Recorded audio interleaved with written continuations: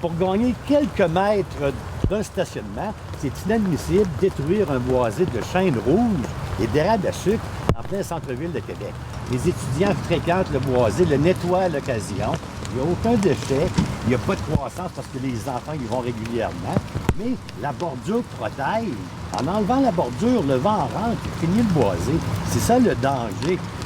C'est pas seulement quelques arbres. Ils nous disent « c'est quelques arbres en bordure qu'on enlève ».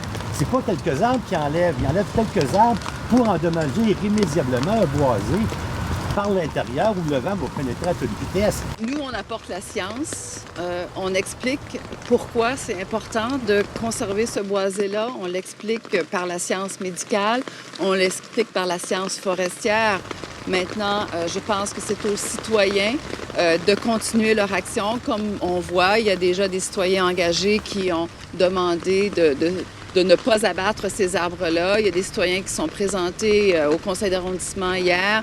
Il y a le conseil de quartier de Saint-Louis qui a pris de multiples résolutions au fil des années pour demander la protection intégrale de ce boisé-là.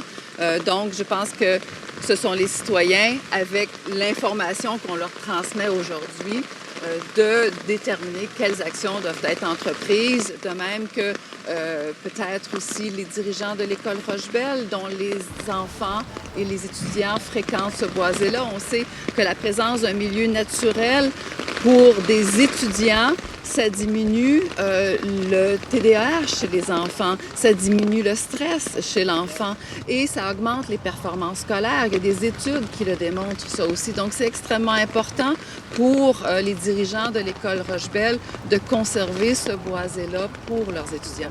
C'est sûr que ça serait intéressant d'avoir une réponse positive de la ville qui décide de changer les plans pour, comme je vous dis, diminuer légèrement le terrain de stationnement et protéger ce boisé.